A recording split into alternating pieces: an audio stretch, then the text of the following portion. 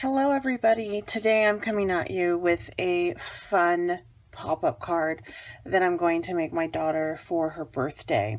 She has a very sarcastic, sassy, upbeat personality, and so the usual cards that you might make, they require a little bit more humor, and I thought that the Tim Holtz line with the crazy birds and the hipster line is perfect. So what I did already to prep for this is I have taken and stamped my image, and then I colored it in with some distress ink markers. First time I've ever used distress ink markers. I absolutely love them. They're so much fun.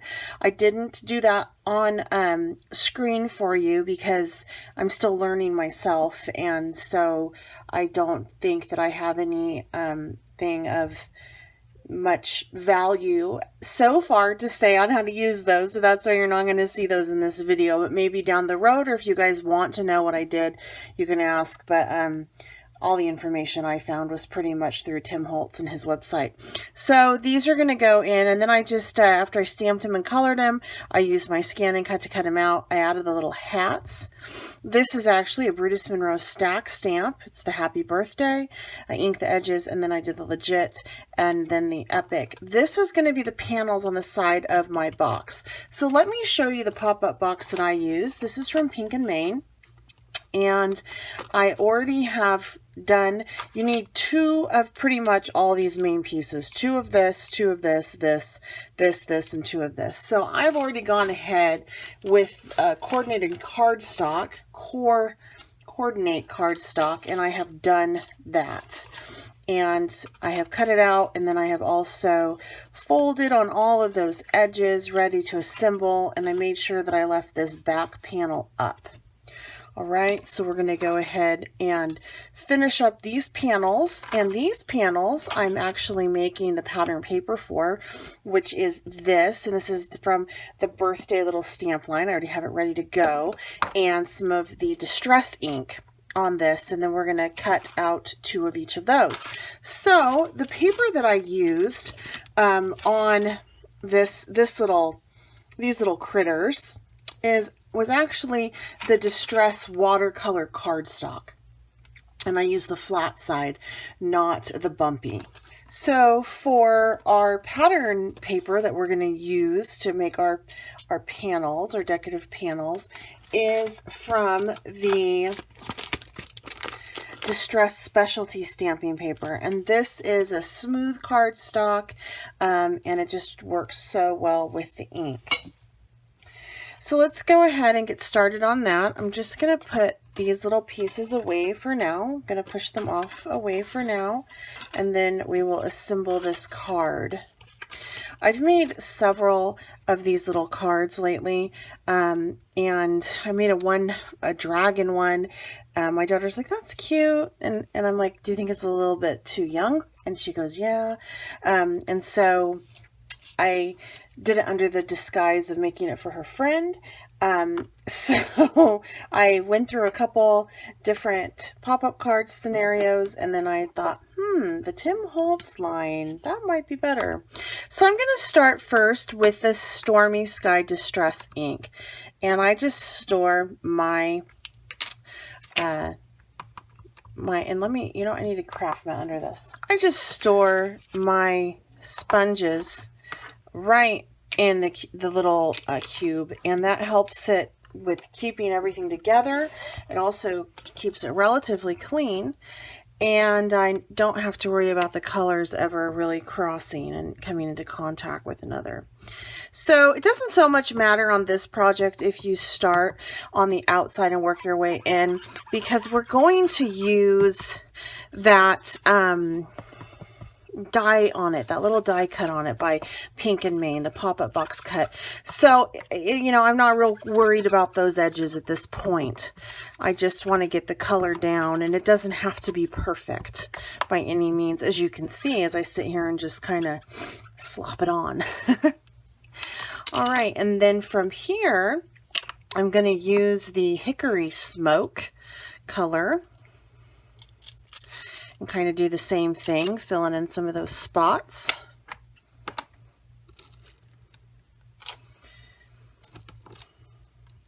Now, I almost used the oxides on this, but my oxide colors are a little bit brighter, and I wanted something that really was a bit more muted, closer to the earth tony type stuff in the blues.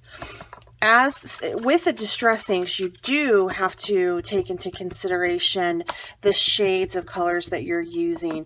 You don't want to mix purple with orange because you will get mud. So you need to make sure that you keep your blues together and your pinks together, and so on and so forth. So that's why I chose this color selection and thought it would work nicely with the box that I cut out this color. All right, and then my next color I'm putting down is the Chip Sapphire.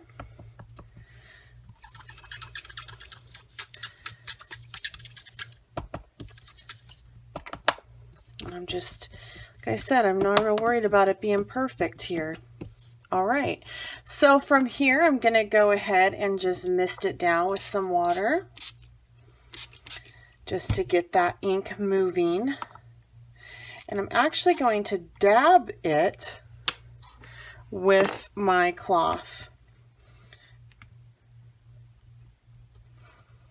just to pick it up a little bit and give it some fun texture. All right, so I'm going to set that aside for a minute, clean up my space, and then I'm going to heat set this with my heat set gun.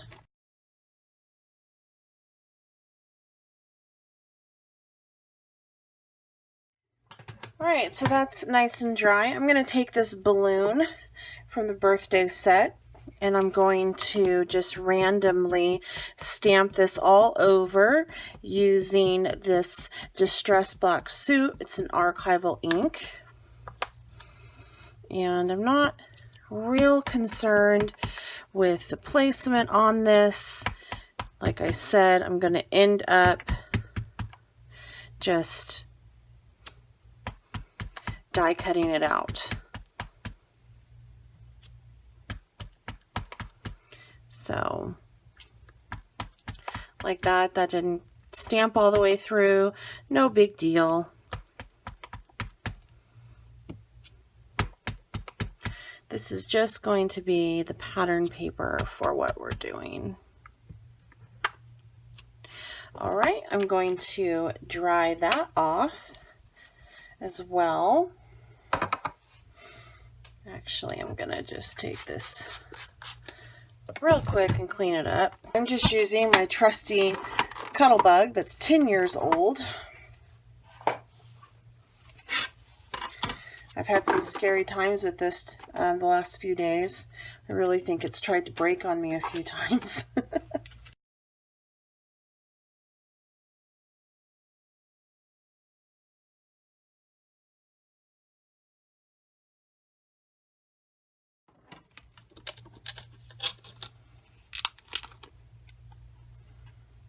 So cute. I'm not done with those. I do want to ink the edges on these. Cute little stitching on it. Perfect.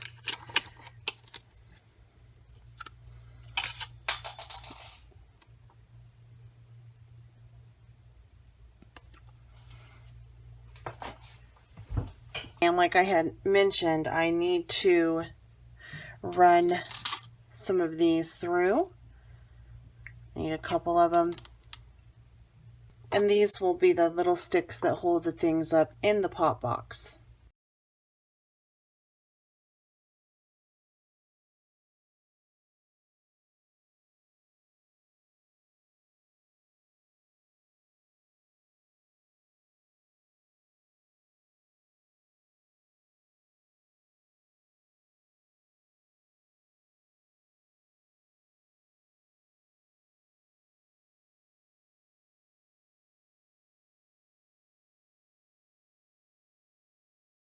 Okay, so we have our panels ready right here. We have 2 of each. We have a total of 4 of, well, yeah, 2 of each. I can talk. And now we're going to put them on our little box, and then we will assemble our box from there. I actually want to start to place these little guys on their sticks. So what I'm going to do is I'm going to use some instant super glue. It's the thick adhesive from Super Tight. And I'm going to go ahead and just place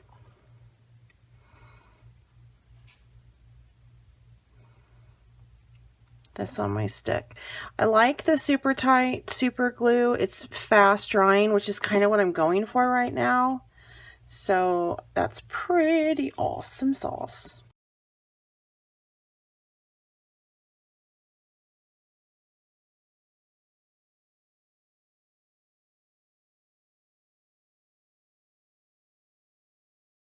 I'm actually going to put this on one of the panels.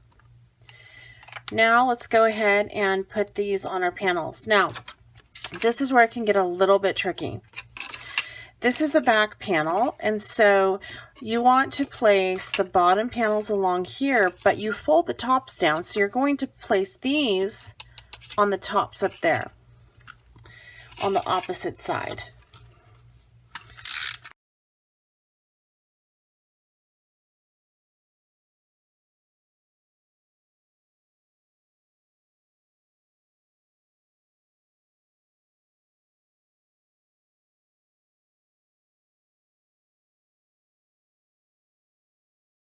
Okay, so from here, we're going to start to assemble our box. And I like to try to slip that in like so. So I just kind of, some people assemble it over, but I think it's more secure if you do it around. So I'm going to do it around the outside. And I'm actually going to use my adhesive, my Super Tight on this one.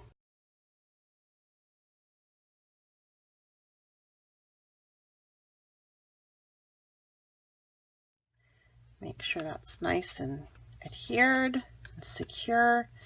And it closes, when you close it after it all together, it will fit into an A2 envelope, and I will show that to you as well. So this is what it looks like so far. So now we're going to go ahead and put in the little pieces that will hold our characters up. And this is kind of cool. It's like perfectly spaced. So when they go in, they'll be perfectly spaced if you butt them up against each other like so. So I'm going to use, once again, the Instant Super Tight glue. Put in the bottom and just make sure that it is flush in that corner. So see how that looks? Just like that. Now we're going to do it again, making sure that we butt the edge of our piece up against the one we just put in.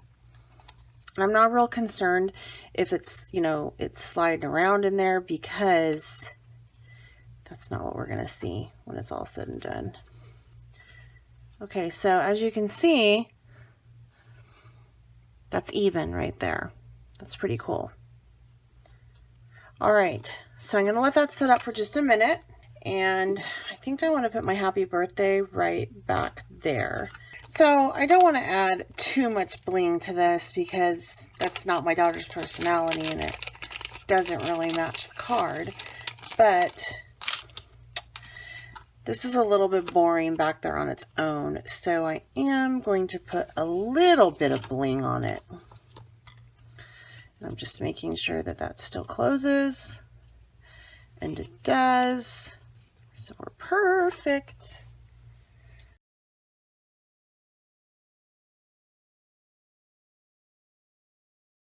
All right, so that's pretty good back there. I like that.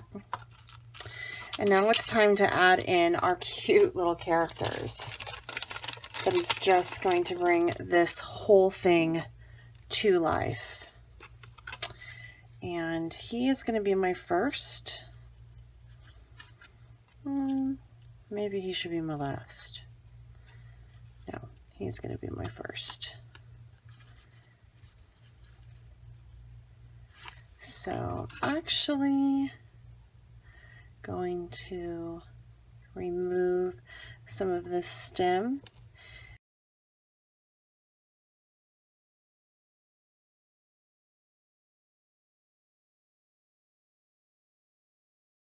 Since he is so tall, I may have to get a 5x7 envelope, but that's okay. Then we're going to do this little guy.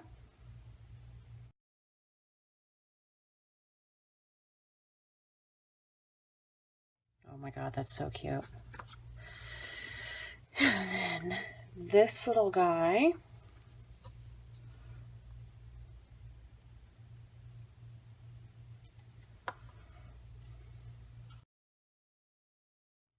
Look how cute this is, you guys. And then of course we have to add in our epic and legit.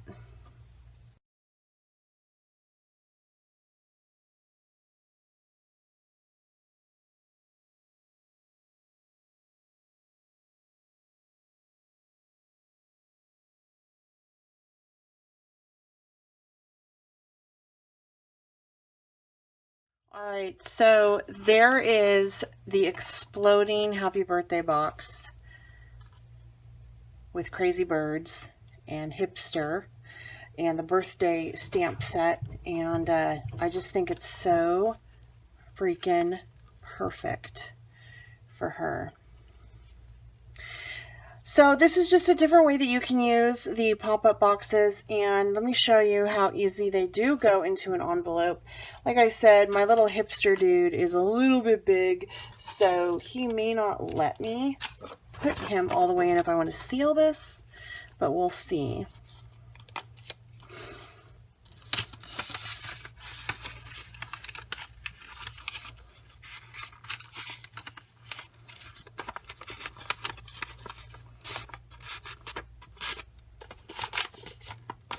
Yep, see, it would totally fit if his head wasn't so big, so I'm going to have to switch it out, but that is so okay with me. This is adorable. It'll be cute. And if you guys want to see my more of the traditional cute one, please go ahead and head on over to my blog, scrappycafe.blogspot.com, and I actually have a step out tutorial on how to make that as well. It's so cute. It's with a little dragon. All right, please make sure that you like this video if you enjoyed it. If you haven't subscribed, please do so. Feel free to share this, and if you have any questions or comments, leave them down below. Until next time, happy crafting!